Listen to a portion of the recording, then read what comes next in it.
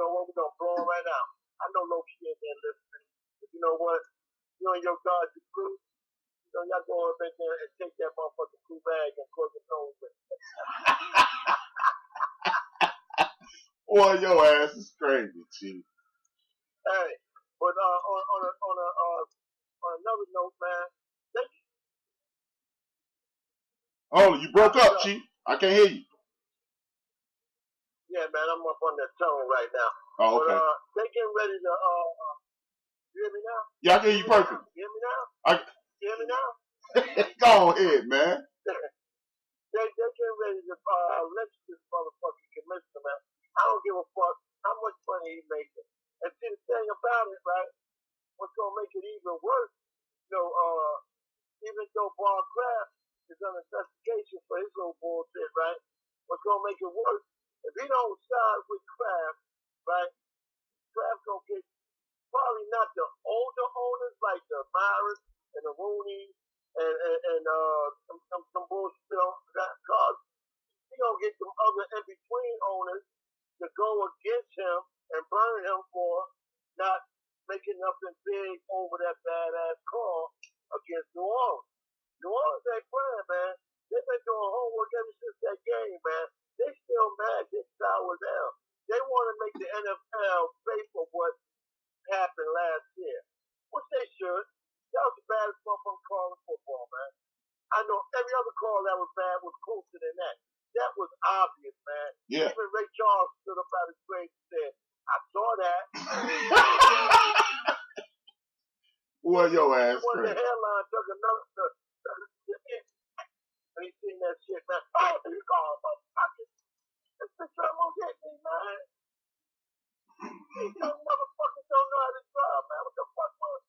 Man, motherfucker. What the fuck was? That bitch almost hit me. That got me up the road, man. Damn. You cool? I'm good, man. Shit, good thing I'm alert. I'm a professional driver, but I'm gonna put a professional foot on his ass. Fuck ass motherfucker. Young boy, smoking that weed, don't know how to handle that shit. That's what it is. A big motherfucker. But back to what we was talking about, man. He just fucked me up, man. Yeah. I say everybody out there, man. Oh, I can't hear you again, Chief. Yeah. I just sorry for people out there on radio. This shit is real, happen every day. You know, these motherfuckers don't know how to drive. But yeah, man. Anyway, back to that shit right there, man. I'm for this motherfucker getting impeached. I don't know if they can impeach the commissioner, but I'm all for him getting impeached, man, because he could have did something about that shit that night. They could have made that shit happen again, man. You know, they said shit never happened like that before, where you can make a game be played over. They could have did that shit, man, due to the fact that that was bad, man. That's why I said referees need to go and have training all year round, man. You know? I can definitely agree with that. Yeah. Definitely that, man. The sorry motherfuckers can't see. Or either they getting paid off by Vegas. That's a story for another day. Is Vegas really in these people's pockets like that? Vegas probably won in LA. Yeah. But you know what the crazy part is, man? The NFL is the only league that does not have full-time employees as referees, which is a travesty. They got dudes. They got dudes who make hundreds of thousands of dollars a year, judges, lawyers, and you're gonna pay them $100,000 to be a damn ref. You could just hire the man full time, and you won't have these problems. Right. Man, this motherfucker fucking my rotated cup up, man. Trying to hold this wheel a certain way, so I'm gonna hit this bitch, man. Stupid motherfucker, man. But anyway, HRap, I'll be alright, man. I may go ahead and clock in back at this here cotton plantation, you know, and do my job and shit. But so you keep doing what you're doing, brother. You know, good show. And everybody, don't forget, rock and rap tomorrow night, brother. Gonna work it out. You know what I'm saying? We definitely gonna work it out, man. We got a lot of interesting things coming on tomorrow night, and we're gonna blow this motherfucking thing off the map. And if you got time, check the video out. Tell everybody it's a new king in town. You know what I'm saying? New two kings in town. You know what I'm saying? Never was always two kings, but we got two kings in town, man. Two motherfucking alpha males. But we ain't going against each other. We're going against the world. That's what's up, man. That's my man, my co-host, the number one chief rocker. Brothers Don't Work It Out every Wednesday, 7 p.m. Central Standard, 5 p.m. Pacific Standard, 8 p.m. Eastern Standard Time. Big up to But like I was saying, this nonsense about small market, this gonna go away, man. So these people not being able to put a quality product on the field should dissipate. That conversation should die. There should be no more conversation about small markets, because at that point, when you're selling your media rights, you're selling your TV rights, Nike paying you so they can print up your jerseys, and you getting money. You getting money off jerseys. You getting money off paraphernalia. You getting money off food. You getting money off tickets. You getting money off parking. You get money off PSLs. What more money do you need to run a sports franchise? And they were making way less money and running a way better product 25, 30 years ago. I'm not trying to hear. Y'all can go for it if y'all want, but just remember, when you hear this on the news within the next 5 to 6 months, understand you heard on the End of Bench podcast, hosted by HRap.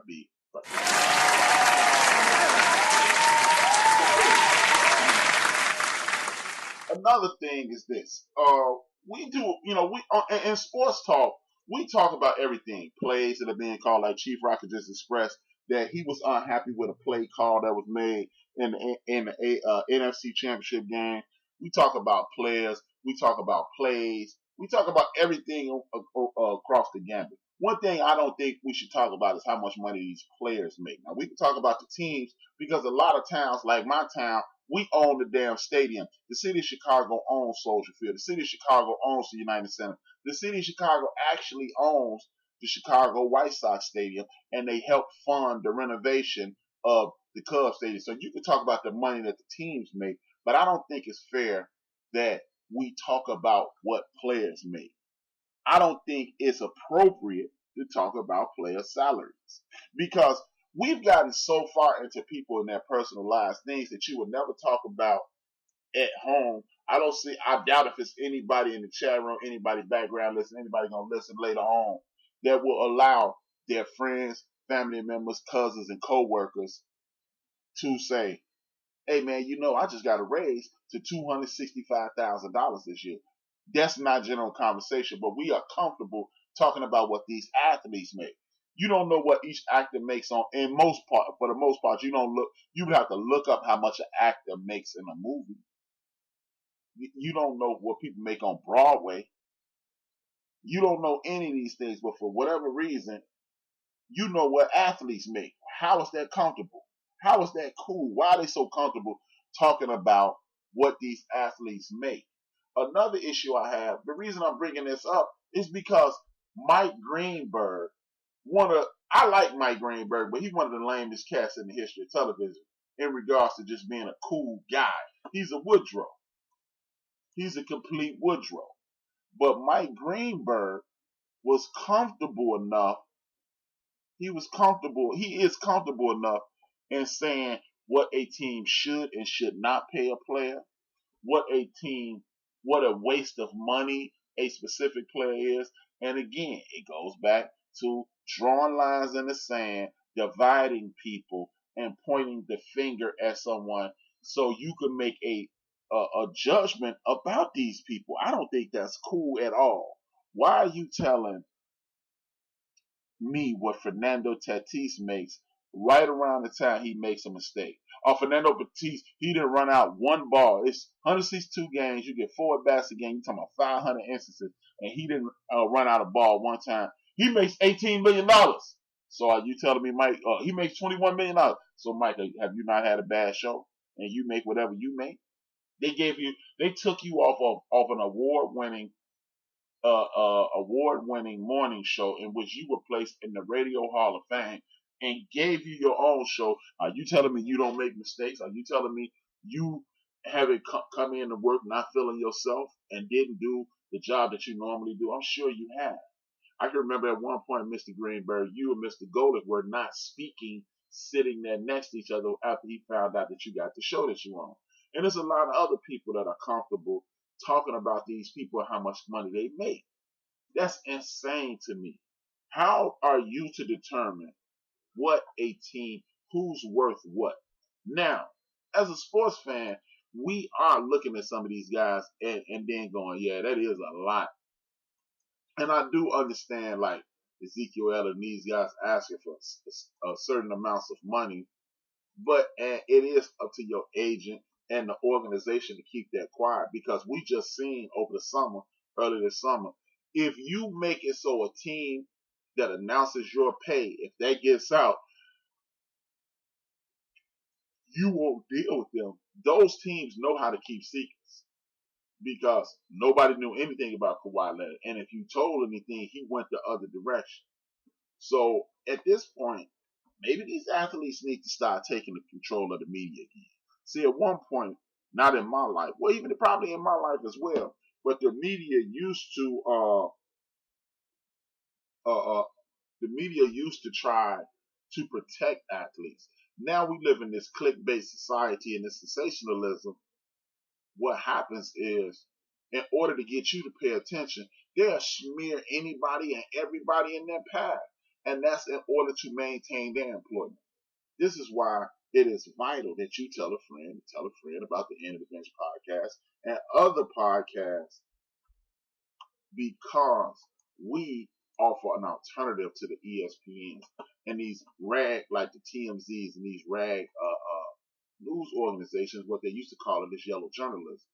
We have to support each other. We have to do something in order to get these things, this whole narrative taken turned around. Because if ESPN wants to talk about a Kawhi Leonard's pay or a Mike Conley Jr., he's overpaid. And at the end of the day, when you look at talent, don't get me wrong, I understand the concept of max player, mid-level player, traditional NBA player. I understand that. And there are some players that shouldn't get max deals, but that's not our conversation. That's not the conversation we should be having. I've been an avid sports fan my entire life. I've been talking and yelling and screaming and acting a fool about sports for the better part of the last 35 years. But you know what? One thing me and a lot of my friends, as we talk about sports, have not talked about a lot is how much these people make. And we are ridiculously comfortable talking about somebody else's paycheck. Oh, he ain't this. He shouldn't be getting paid that. Yes, he should, because you should get paid whatever you negotiate. Now, if you under negotiate, that's on you as well. And if you have an excellent negotiation team, that's even better for you. But in regards to just coming out your mouth and telling somebody what they should and should not be paid, I think that's wildly disrespectful. And I think it's just not our place to talk about. Because, again, if you can negotiate it, you work.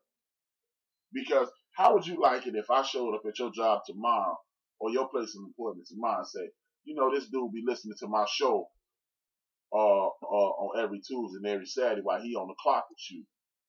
I don't think he should be making this much money. And hopefully get your pay took down. You wouldn't want that. Now, are some of these athletes, do you think, can we look at them and say, hey, he shouldn't get a max deal? Yeah, we can. But we don't even do that. We just say he's overpaid. For example, I had a conversation with a friend recently, and they said Michael Jordan will never win because his pocket's too tight. He should have paid Kemba Walker. I'm sorry.